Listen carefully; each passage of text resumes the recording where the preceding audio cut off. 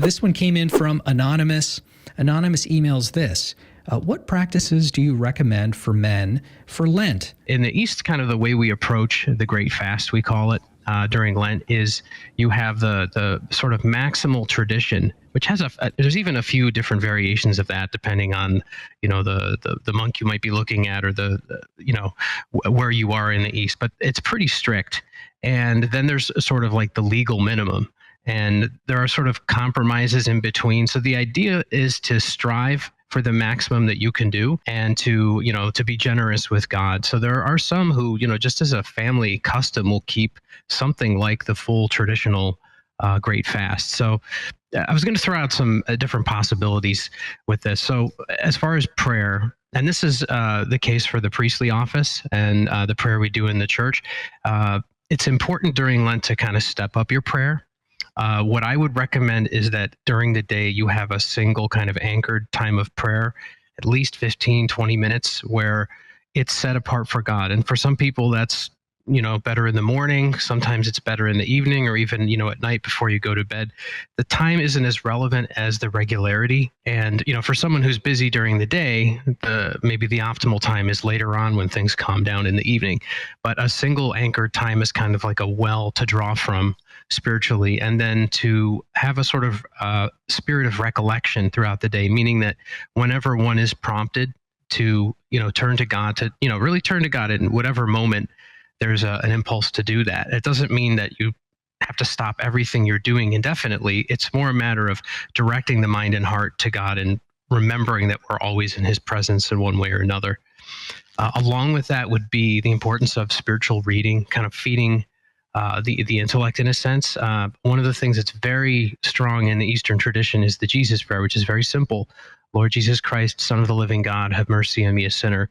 And this is a prayer that's repeated, but it's not meant to be, we can focus on the words, we can do it at different paces. It's not meant to be, the emphasis isn't so much on the repetition as it is the persistence of, as a means to direct us to God, to have that recollection, and to ultimately seek a deeper contemplative interaction with God's divine presence, again, who's always there, no matter where we are, what we're doing. And then fasting, I actually like very much what we do in the East. So during the weekdays of Lent, we fast until noon. So the days of work, of spiritual labor, are especially considered Monday through Friday. And there's a giving up of food until noon. So it's something where your body kind of adjusts to it. But it's a real setting apart, a part of the day where it actually reminds me a lot, though in the world they talk a lot about periodic fasting. Now this is something that's been in the tradition since the beginning, in a sense. Where in the early church there was that one big meal in the afternoon. The way we inherited that tradition is to fast until noon, so to not take any food until the middle of the day. But that's one thing that could be done. Again, if you're working and it just seems physically impossible, or you're weak, that might not be the thing to do. I think it's something though where the body adjusts. That's my own experience of it and opinion, typically. What I would suggest as well, in the spirit of fasting, beyond potentially giving up food, is of course changing habits.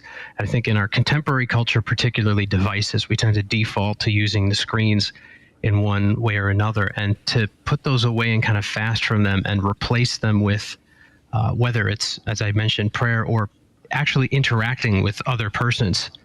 It's fundamental to our human nature and our spiritual life, and it automatically I think elevates us in a way that the devices fail to, and too much device usage ultimately drags us down. There's all these different studies and things now. People talk about the dopamine kind of exhaustion that happens from the sort of like the flashy casino feel of using a screen. It's all these flashy lights and everything, and it really does affect our brains.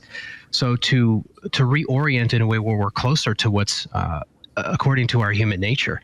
It reminds me of the icons traditionally painted with elements all taken from nature, nothing synthetic. But similarly, restoring our own human nature to something closer to the way God intended it originally. And then almsgiving, acts of charity, as I mentioned, involvement with other persons in positive interactions. If your family's not gathered around the dinner table, whether there's two of you or whatever it is, even if you're single, to find instances to interact with others in positive ways. That actually is it's not the first thing we think of with Lenten practices, but really it's a matter of the most important thing is, before Lent starts, to sit down in prayer and to make a decision about what you're going to do.